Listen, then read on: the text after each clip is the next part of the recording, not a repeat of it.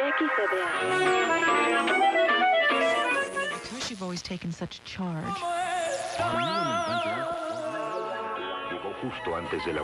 You are listening to the Border Chronicle. Welcome to the Border Chronicle podcast. Have you wondered how the Border Patrol got so much power? How they can roll into places like Portland, Oregon in unmarked vehicles and snatch people right off the streets? Or how they are a police force that is permitted to racially profile? In this discussion with geographer Reece Jones, author of the new book, Nobody is Protected, How the Border Patrol Became the Most Dangerous Police Force in the United States, we tackle these questions and more. I have known Reece for many years, and this is his fourth book on borders. Please see the text for links to his other work. And I've learned so much from Reece's scholarship and investigations into borders, and this book is no different. He writes this history of the Border Patrol in vivid, page-turning prose. Really, trust me, you won't want to put this book down. To begin, I ask him about the three stories he uses in his introduction. That includes Portland, as I previously mentioned, a 1970s era Supreme Court case, and an experience he had of being pulled over 5 times by the Border Patrol in 1 hour, and how that provides an intriguing framing for the book. What follows is his answer. Please enjoy. So I start Nobody is Protected with the story of Portland and the story of Felix Brignone Ponce, but then also my experience. So almost a decade ago, over a decade ago, when I was working on my book Border Walls, I was driving on a border road in Texas with a rancher, and I was stopped 5 times in less than an hour by the Border Patrol. Sirens, lights flashing, and I just couldn't believe, is it really possible that they can do this, that it's legal for them to stop the same vehicle 5 times without any probable cause that I've done anything wrong, just simply driving on an American highway? And so I decided I needed to look into this and understand how this was possible. And along the way, I learned about these important Supreme Court cases in the 1970s that gave the Border Patrol a lot of this authority. But as I was working on the book, I also realized I needed to tell kind of this longer story of the Border Patrol from its foundings in the 1920s. Really is a racial police force. It was created in 1924 to enforce the Immigration Act, which was based in eugenics, which was really about keeping non-white people out of the United States. And that's why it was established 2 days after that to be the force that prevented non-white people from entering the country. And then to see how that traces forward all the way to the present, where the Border Patrol has become this large force, the Customs and Border Protection, so also including the people at airports and ports of entry, is the largest police force in the United States. And so I wanted to understand how it grew so big, how it has so much authority, and then why is it using that authority seemingly at places that aren't the border, that don't make sense for it to be. And that culminates with the story of the Border Patrol grabbing people off the street in Portland at Black Lives Matter protests without any explanation for why, just pulling up with an unmarked van, grabbing them off the street and driving off with them in the middle of the night, which, looks a lot like an authoritarian, militia force. And so it's the book really is in a lot of ways a cautionary tale of how all this power has accrued to the Border Patrol over the years, and what a future authoritarian president or government could do with that in the future. And it's concerning. Yeah, it would be, because you do, in the subtitle of the book, you describe the Border Patrol as the most dangerous police force. I think that's how you word it. And is what you just explained, is that why, all those elements that you just brought in, is that why you would say that, or would there be anything more that you would add? Yeah, I think the dangerous in the title refers to several different things. I mean, in terms of the lives of immigrants, the Border Patrol is extremely dangerous, right? By their prevention through deterrence system, which forces people out into the deserts and their interior checkpoints up to 100 miles from the border. People have to really risk their lives. So it's causing a lot of deaths simply having the Border Patrol in that area. So it's dangerous for people on the move. The Border Patrol is dangerous for the rights of American citizens because of the Supreme Court cases that I talk about in Nobody is Protected. In the 1970s, the Border Patrol has a lot lower standards to stop a vehicle, to interrogate someone, to set up these checkpoints deep inside of the United States in ways that would seem to violate the Fourth Amendment rights to be free of unreasonable searches and seizures for immigrants and American citizens alike. And so that kind of erosion of the rights of the Constitution is extremely concerning. And that's in a vast area. It's I think people are often surprised how deep the border zone goes into the United States. And so it's 100 miles from borders and coastlines, right? So about 2/3 of the US population lives in that border zone. Many of the largest cities and cities you wouldn't think of as the border, places like Chicago, where I am right now in Honolulu, Seattle, New York, Washington, D.C., all of those are in that border zone. But then the third way the Border Patrol is dangerous is that the reality is, and I use some statistics in the book to detail this, the Border Patrol really doesn't have that much immigration work to do at the border itself. The average agent makes just a handful of apprehensions per month. And so it's meant that they've continued to have what you might call mission creep into different sorts of activities. And they have a willingness to do this interior policing that we see with their actions in Portland, the way that the Trump administration repurposed Border Patrol teams to do these other sorts of activities. We can see that in Uvalde, Texas as well, right? Who was it that eventually stormed the school and captured the shooter? It's the Border Patrol that does that, right? So why are they even there, right? What are they doing in that sort of a situation? It just demonstrates this creep into things that aren't what their original purpose was supposed to be. And so we've seen that continuing to ratchet up, particularly after September 11th. And a lot of your work, I think, has detailed how that happened in the post-September 11th environment to create this very powerful force without many restrictions on their activities, with immunity from civil lawsuits if they do violate your rights, that has a vision towards being this national police force. And that should concern everyone. I'm reminded of when I was interviewing a CBP, a Customs and Border Protection official in Washington. And he told me during the interview, I can't even remember what the exact question was, but he said, we're exempt from the Fourth Amendment. And I think he saw my look. I said, you really, I mean, yeah, I mean, I've heard that. It was quite a surprise to hear the official just say it. Then he kind of waved his hand. He said, the Supreme Court ruled that many years ago. and I kept thinking about that incident as I was reading Nobody is Protected, because I'm like, oh, that's what he meant when he waved his hand and he said that's when the Supreme Court and that's one of the things I really loved about Nobody is Protected, is that it's a page turner, like almost at times like a novel, as reading through those 1970s Supreme Court cases that have so much importance and relevance to what's going on right now. And the way that you describe it, the way that you write it, you go into the cases, you're with all the different characters, you get to know them. And I think that's a really, I mean, it's a really great way. I think it's a real strength of the book. And I was wondering if you could, like, what maybe talk about one of the Supreme Court cases that you think people should know about, that really does, a lot of things that you see in the Border Patrol today, you can look back and it's rooted back to one of those cases. Yeah, so there are three big cases in the 1970s. In 1973, There's Alameda Sanchez versus United States, which was whether the Border Patrol could search any vehicle in that 100-mile zone without any cause whatsoever, which is outrageous.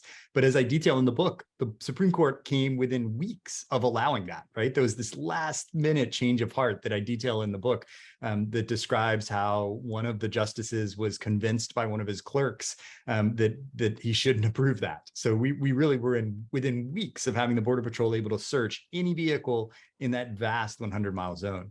Then there's the 1975 case, Brignone Ponce, which we've talked about a little bit, and I can talk about it more right now.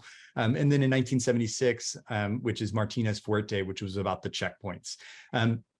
It's striking that the Border Patrol was created in the 1920s, and these questions about the relationship between the Fourth Amendment and their ability to stop any vehicle in the border zone and search it doesn't come up till the 1970s, right? So there's 50 years of the Border Patrol operating with this kind of vast authority in that border zone. And so a lot of their practices and traditions are built on that kind of foundation, right? One is a racist police force, and then two, as a force that thinks the law doesn't apply to it, right? The early agents, as I talk about in the book, are often drawn from frontier law enforcement, Texas Rangers, and they have this sense that that whatever they do is the law. And I think that sort of ethos is carried through the present day. Out of those cases, maybe, well, in terms of detailing these Supreme Court cases, one advantage I have now is that they are 50 years ago at this point. And so that means that the papers of all of these justices are now public. And so you can kind of dive into the background and not just see what they decided, but you can see why they decided it. So in the book, I talk about the memos that the justices are writing back and forth to each other and kind of why they felt like they needed to make these decisions that they did. And so probably the most important case is the 1975 Brignone Ponce case. And so this is a case where Felix Brignone Ponce was driving 60 miles north of the border between San Diego and Los Angeles on I-5, on an interstate highway. And a couple of Border Patrol agents saw him drive by with two passengers in his car and thought they looked Mexican.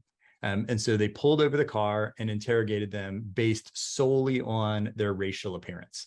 And so the question for the Supreme Court was, is a stop based only on the race of the individual legal? The other characters, you kind of alluded to the way that I tell that story. There are these two lawyers in San Diego that take up all three of these main cases. They were federal public defenders, a guy named Chuck Sevilla and John Cleary, both in their early 30s at the time. And they have this kind of abiding belief that the Border Patrol is violating the rights of American citizens. And they have this mission to take it to the Supreme Court and challenge it. At the same time, courts around the US suddenly have all these cases, and they want some clarity from the Supreme Court about exactly what the Border Patrol can and can't do. So it culminates in Brignone Ponce in 1975. And the Supreme Court eventually decides unanimously that the stop was not constitutional, that stopping someone based only on their race isn't allowed. And if they had stopped there, it would be a great decision, right? But because of this background pressure that they felt in order to come to a broader kind of mandate for the Border Patrol, they go beyond that. And so they decide they need to list exactly when the Border Patrol can make a stop. And so the ruling decides that Border Patrol agents don't need probable cause like regular police officers. They don't need to believe that a crime has been committed and that if they went to a judge, they'd be able to get a warrant. Instead, they just need reasonable suspicion. And they need, according to the Supreme Court, to have at least two facts of reasonable suspicion. So the one fact of the race of the driver wasn't enough for this 1975 case. But they go on to say that they can use race as one of those two facts that they can use to stop someone. And if you look at the ruling, the other facts are so broad. It's things like driving on a border road, driving in an overloaded vehicle, driving too fast, driving too slow, driving a station wagon. But then it includes race as well. And it specifically mentions Mexican haircuts and Mexican mode of dress as things that the Border Patrol can use to stop a vehicle. And so this Customs and Border Protection official that you were talking to, although he's wrong in that the Border Patrol said that they can stop anyone and that the Fourth Amendment doesn't apply to them, he's wrong legally, but he's right in practice, because the facts are so broad. You really can come up with at least two reasons to stop any vehicle in that border zone. And the Border Patrol does routinely do that. I mentioned before, I was stopped 5 times in 1 hour, and it would be based on these sorts of characteristics, right? Driving on a border road, driving in an area known for smuggling, right? And that's enough based on what the Supreme Court says for the Border Patrol to stop any vehicle. Driving on a border road, looking Mexican, that's enough for the Border Patrol to make a stop anywhere in that 100-mile border zone. One quick question about that. Could they use a racial profile, use racial profiling as one of the facts, and then say somebody's haircut as the second one, or is that like doubling it? Or do you know? I think generally they try not to use the racial one as the primary thing. So even if in their minds they did use the racial profiling, which they can do, the Supreme Court has said they can do it. And the Obama administration in 2014, Eric Holder was the attorney general at the time. They reviewed racial profiling for federal police officers, FBI, Secret Service, but then also the border officials, and they banned it for most federal officers, but they kept an exception for the Border Patrol. So the Supreme Court has said they can do racial profiling. The Department of Justice in the Obama administration, and it's still in effect today, has said they can do racial profiling. So it's legal for the Border Patrol and for customs agents at the ports of entry to do racial profiling.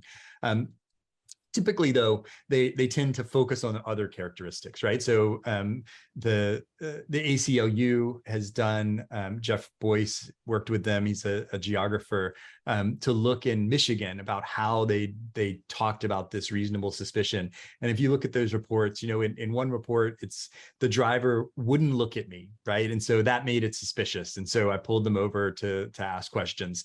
The next report, the driver kept staring at me all the time. That was suspicious, right? And so I pulled them over and interviewed them, right? So the factors are so broad that the Border Patrol, in effect, can stop every single vehicle in the Border Patrol in the border zone to ask questions of the driver and the passengers. Yeah, I remember one time I was in a small caravan and we were going to the border in Arizona, and we were pulled over by the Border Patrol. And when we asked why, they said, "Oh, it's because of the other car had California plates," and that was the only explanation they gave us. Yep. California plates.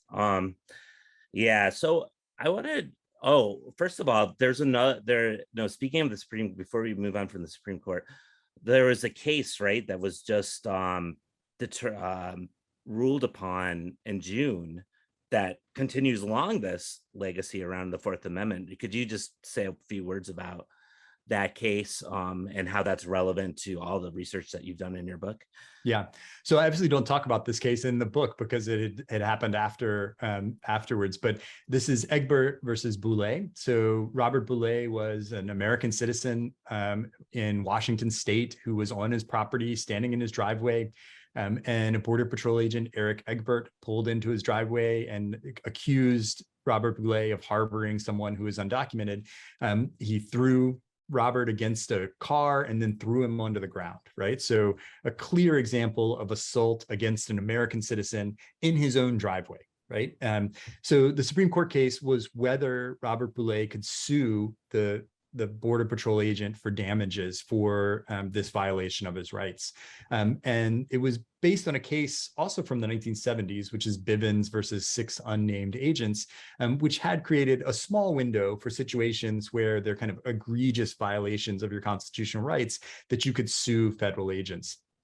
The Supreme Court had already narrowed that in 2020 in Hernandez v. Mesa, which is a cross-border shooting case in El Paso. And it had said that the family of a 15-year-old boy who'd been killed by a Border Patrol agent didn't have a right to sue the agent for damages. But Egbert versus Boulay completely closes that down. So the court ruled that Border Patrol agents and all federal officers are immune from prosecution if the violation of your constitutional rights happens in the course of their normal duties. So if they're doing their normal duties and then they violate your rights in that process, even if it's an egregious violation, they're immune from being prosecuted for that. So it goes beyond, we often hear qualified immunity for like local or state police. This is complete immunity for the Border Patrol and federal agents. And so that's extremely concerning because they operate in this 100-mile zone, and they already have all of these exceptions to their practices. And now it means if they do have even an egregious violation of your rights, you can't sue them for it. So it's an extremely concerning decision.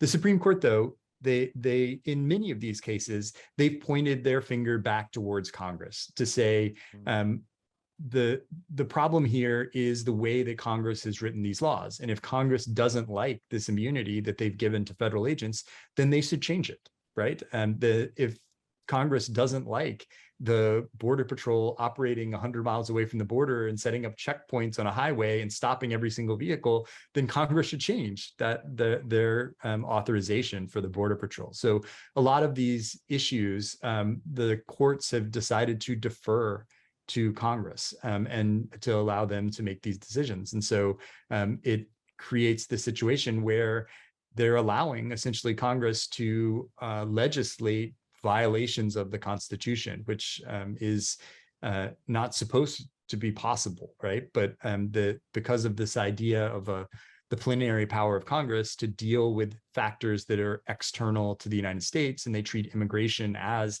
an external issue, then they tend to defer to Congress's authority in that area.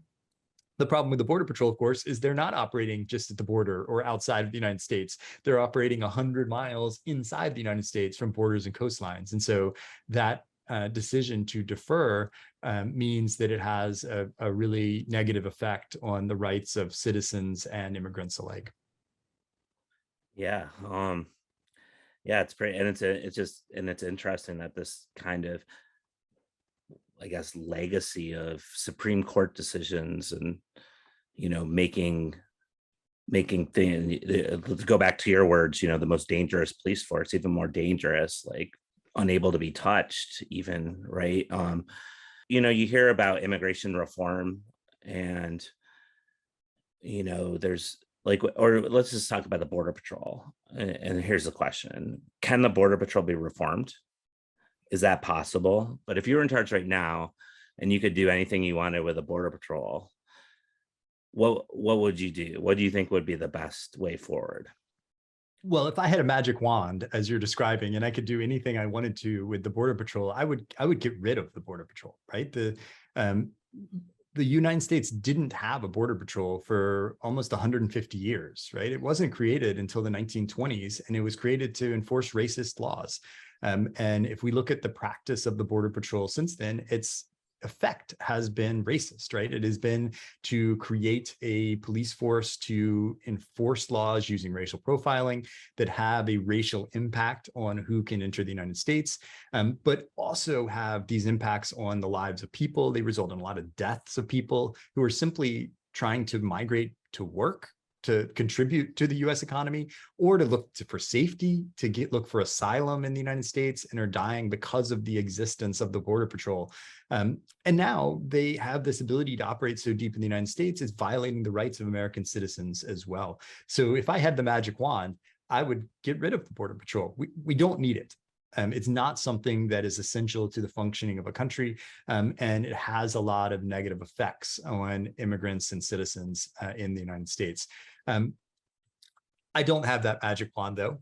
So I think you can also think more pragmatically about what could be done to rein in the Border Patrol a little bit. And I think if you look at the range of things that we've talked about today, the one thing that could have the most immediate impact on those in terms of migrant deaths, in terms of violation of Americans' rights inside the United States, it's the size of the border zone. And this was also something that I talk about in Nobody is Protected, that was a little surprising to me. I had just assumed, and I think a lot of people assume, that there must be a good reason that we have a border zone of 100 miles from borders and coastlines. But as I detail in the book, it's a completely arbitrary decision. In the 1920s and 30s, Congress was making efforts to rein the Border Patrol in, to get them to go back to the borderline. They say over and over again, they had no intention for them to be able to stop people without a warrant inside the United States. By the 1940s, though, they do allow the Border Patrol to operate in the United States, but Congress only says they can do it from a reasonable distance from the border, but they don't define that. And then in an administrative decision in 1947, that distance is set as 100 miles from borders and coastlines. And it's just remained the same since then. No one has changed it, but it's not in the law, right? So it could be changed, right? It's something that the Department of Homeland Security, the Biden administration, could revisit tomorrow and start to change that.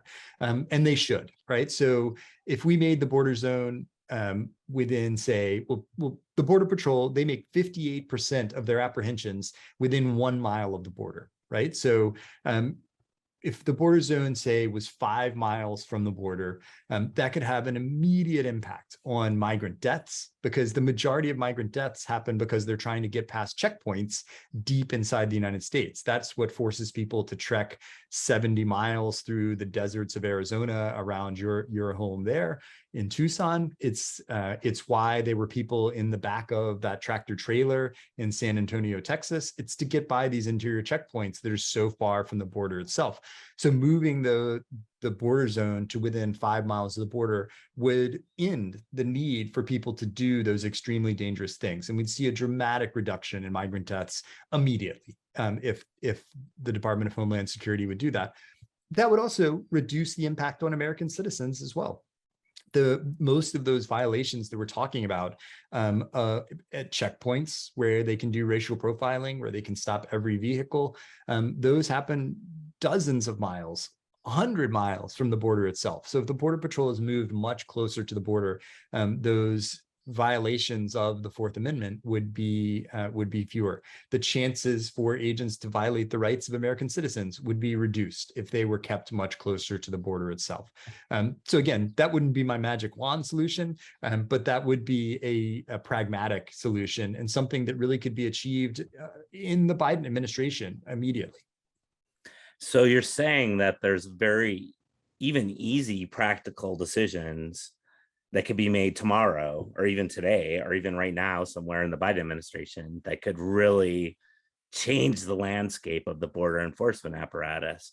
That's and that's, I like how you mentioned that, like the surprising element of understanding that the 100-mile part of the 100-mile zone was just an administrative decision. So it could be just changed so easily. And that's but Todd, nothing is easy in the government. Yeah, I mean, I know.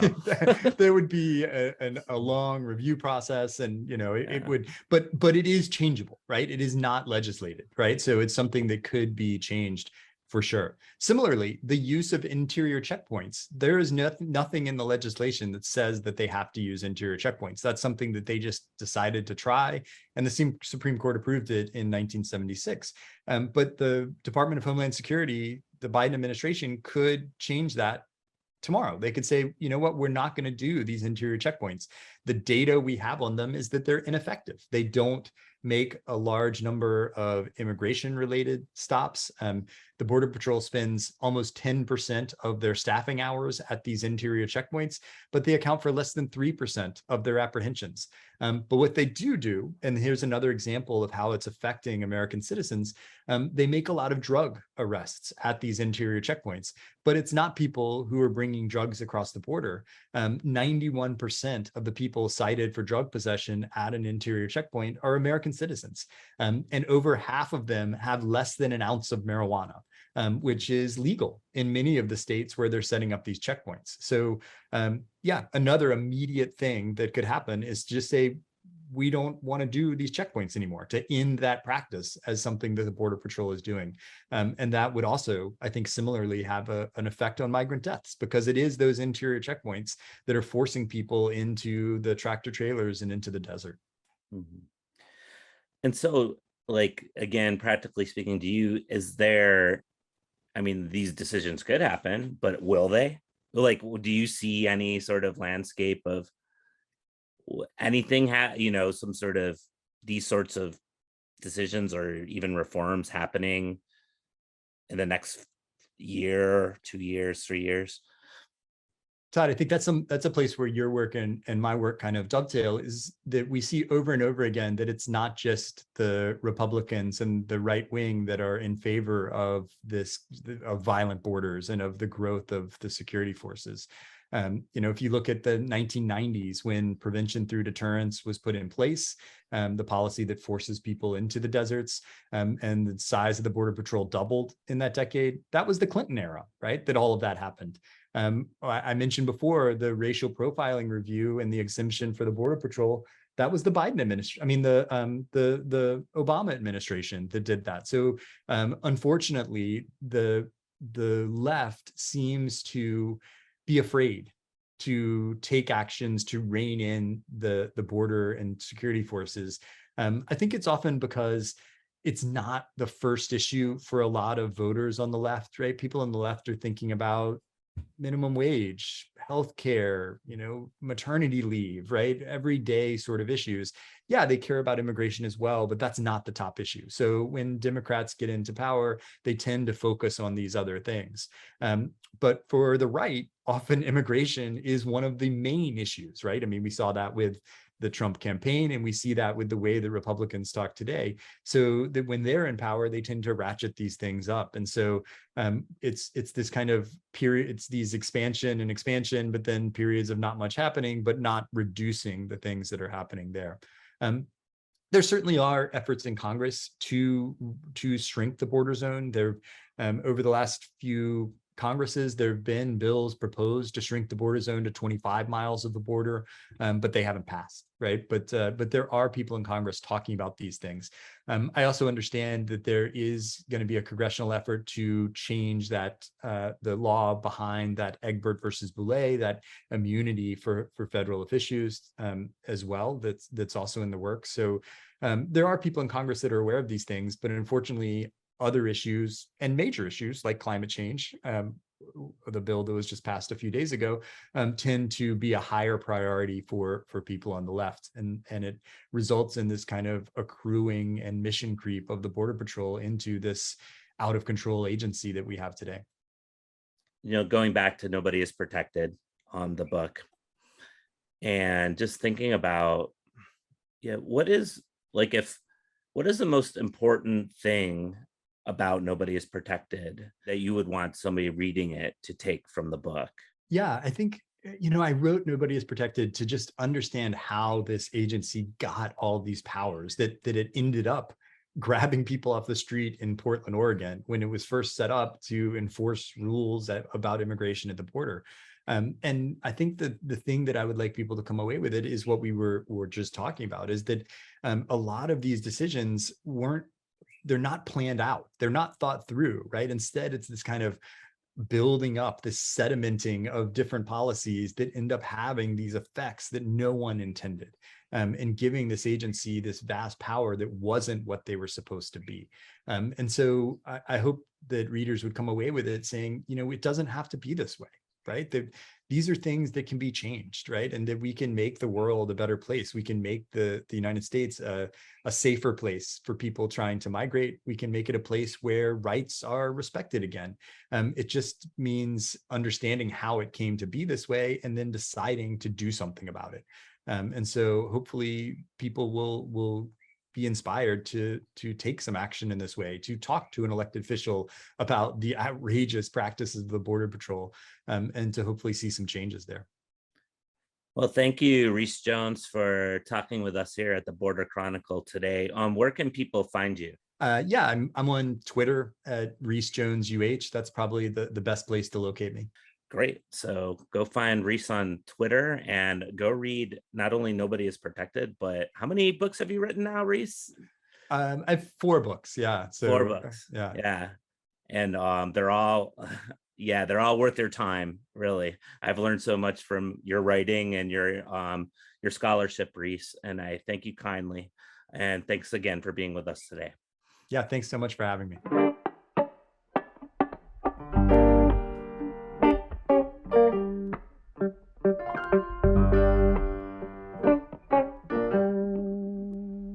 The Border Chronicle is reported by Todd Miller and Melissa Del Bosque, based in Tucson, Arizona. This interview is edited by me, Brenna May Torrenalara. If you like what you're hearing, please like us on your favorite podcast platform. It really helps others find the show. You can read and listen to more local border reporting on our website, theborderchronicle.com.